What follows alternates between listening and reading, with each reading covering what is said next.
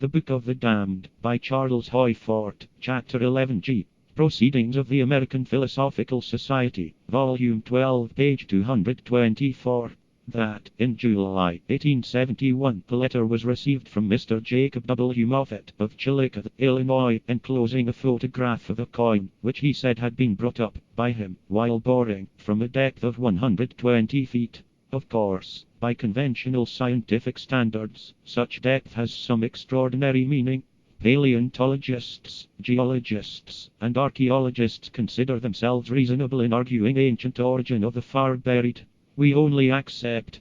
Depth is a pseudo-standard with us. One earthquake could bury a coin of recent mintage 120 feet below the surface.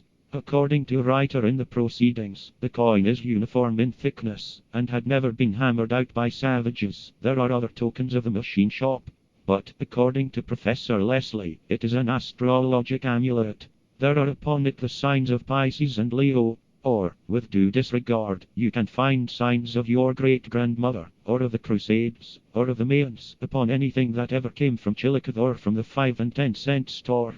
Anything that looks like a cat and a goldfish looks like Leo and Pisces, but, by due suppressions and distortions, there's nothing that can't be made to look like a cat and a goldfish. I fear me we're turning a little irritable here.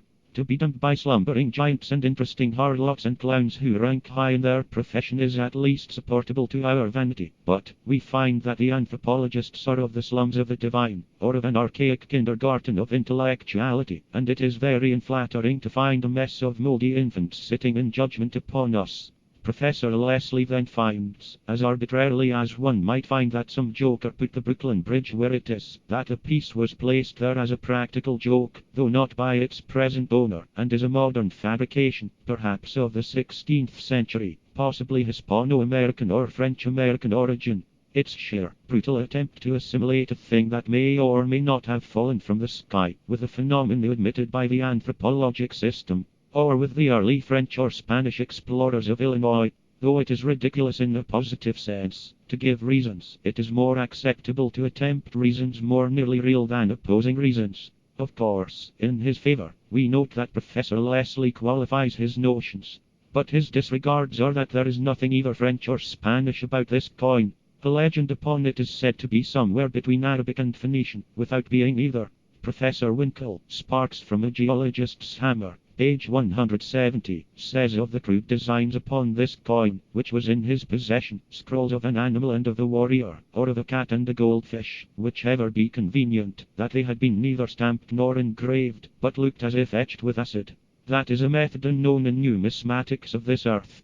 As to the crudity of design upon this coin, and something else, that, though the warrior may be, by due disregards, either a cat or a goldfish, we have to note that his headdress is typical of the American Indian, could be explained, of course, but for fear that we might be instantly translated to the positive absolute, which may not be absolutely desirable, we prefer to have some flaws or negativeness in our own expressions.